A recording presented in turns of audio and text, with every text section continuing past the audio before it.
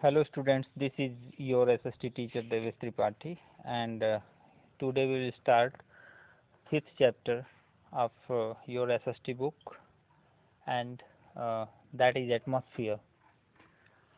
Uh, Today, uh, uh, through a little diagram, we will discuss about different layers that is situated uh, in our atmosphere, and that is like an envelope. Atmosphere is like an envelope that surround our earth. That is the thick layer of different types of gases, dust, uh, fog, uh, smoke, and different types of gases. Hmm.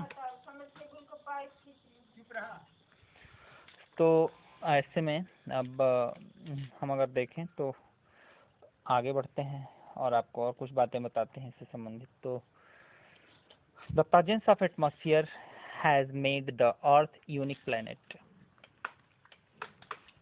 As we all knows, none other than earth, no one planet has such types of uniqueness to provide better condition for the survival of animals, human being and plants. It means अर्थ ही एक ऐसा planet है जहाँ पे पेड़ पौधे और जानवर, मानव, सब पक्षी सब सरवाइव यानी जीवन जी सकते हैं। और इसको जीवन जीने योग्य इस अर्थ को कौन बनाता है?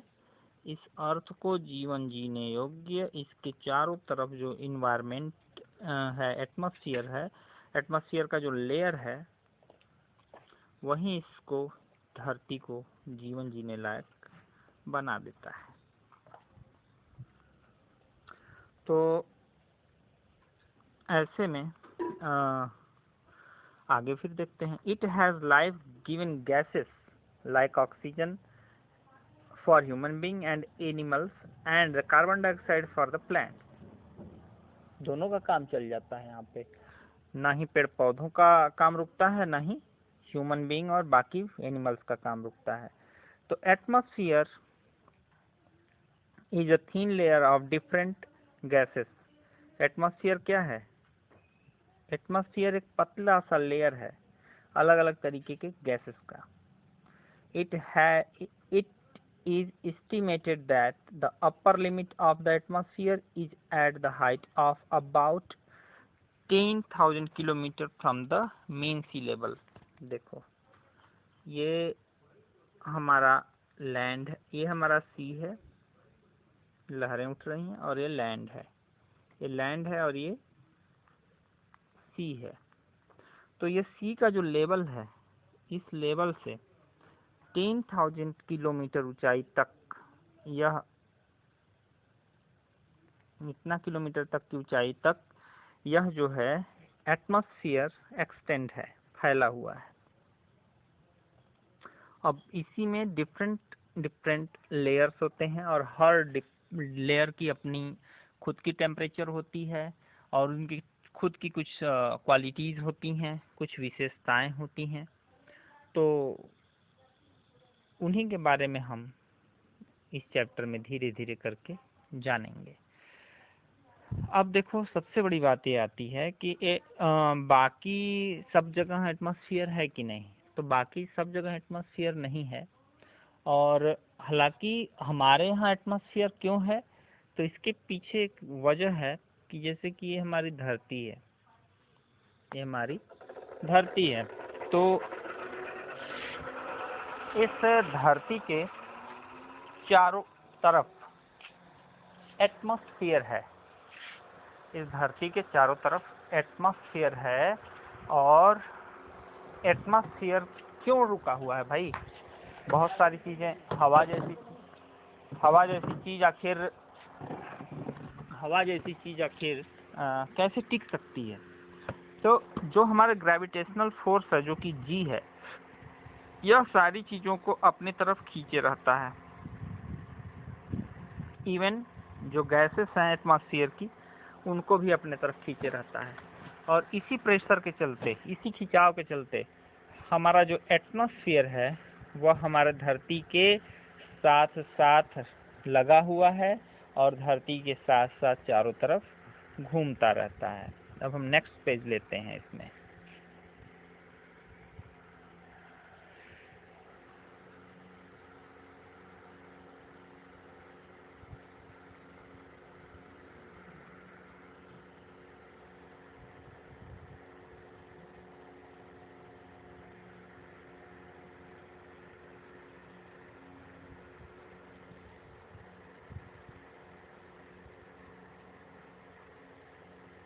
यस, तो नेक्स्ट पेज हो चुका है।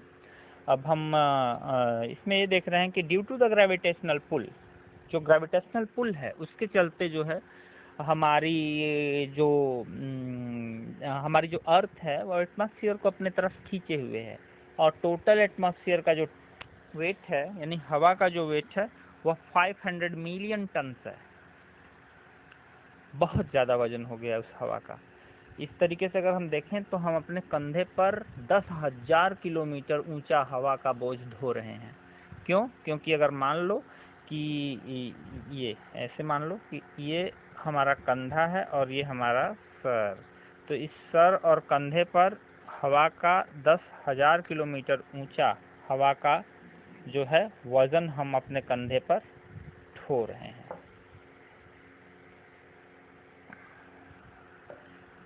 बात समझ में आई?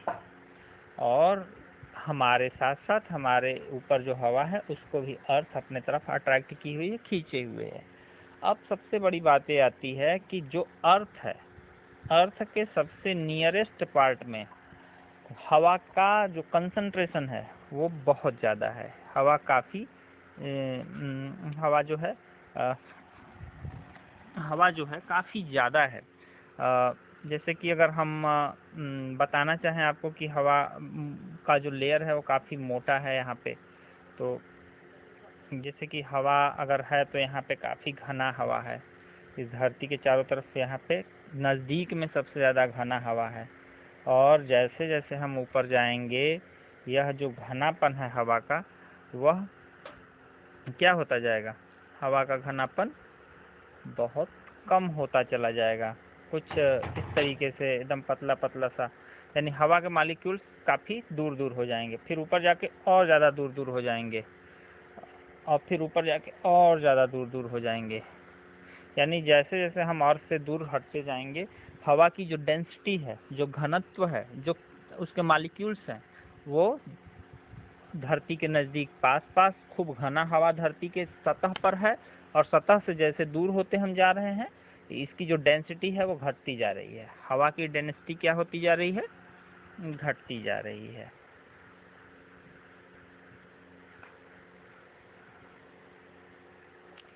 अब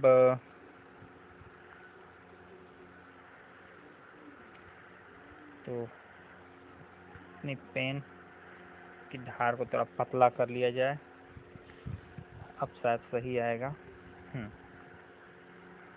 तो अब कुछ ठीक है। तो अब कंपोजिशन ऑफ द एटमॉस्फेयर, यानी कि एटमॉस्फेयर की बनावट क्या होती है। तो एटमॉस्फेयर क्या है? गैसेस का एक तरीके से मिक्सचर है। और कैसी गैसेस हैं उसमें? ना ही उसका कोई रंग है, ना ही उसका कोई गंध है, ना ही उसका कोई स्वाद है। यानी रंगहीन, गंधहीन, स्वादहीन, कलरलेस, ऑर्डरलेस, टेस्टलेस गैसेस का क्या है? वो मिक्सचर है। और उस मिक्सचर को ही हम कहते हैं कि ये क्या है? यह एटमॉस्फेयर है। अब the atmosphere there is a mixture of gases, water vapor, dust particle and smoke। हमने पहले ही बता दिया आपको कि एटमॉस्फेयर में क्या है? गैसेस हैं, अलग अलग तरीके के गैसेस का मिक्सचर है, वाटर का वेपर है, जलवाष्प जिसे कहते हैं, और डस्ट पार्टिकल धूल के कण हैं, और स्मोक में धुआं है। इसके अलावा और कई ऐसी गैसेस हैं जो काफ़ी हल्की हैं और बहुत रेयर हैं, वो अलग अलग डिफरेंट लेयर्स पे मिलते जाती हैं हमको। और जो मेन गैसेस हैं एटमॉस्फेयर में हमारे, जैसे कि अगर ये पूरा का पूरा अगर मान लेते हैं कि ये एक गोला है, अर्थ नहीं है गोला है, अर्थ नहीं है गोला है, तो 1% गैस जो है, 1% गैस में सारी गैसेस आ जाएंगी, बहुत सारी। और ये जो 21% एरिया ले रहा है, यह ऑक्सीजन ले रहा है। क्या ले रहा है? ऑक्सीजन।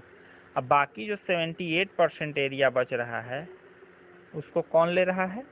नाइट्रोजन ले रहा है। यानी कि नाइट्रोजन की का प्रोपोर्शन बहुत ज़्यादा है, उसके बाद ऑक्सीजन का प्रोपोर्शन ज़्यादा है, और सबसे कम अन्य गैसों का है, जिसमें 1% में कार्बन डाइऑक्साइड आ जाएगा, जेनान, नियान, क्रेप्टान, ये सब गैसें जो कि काफ़ी रेयर हैं, रेयर गैसेस, मुश्किल से मिलने वाली गैसेस होती हैं, वो 1% में इसमें आएंगी बस।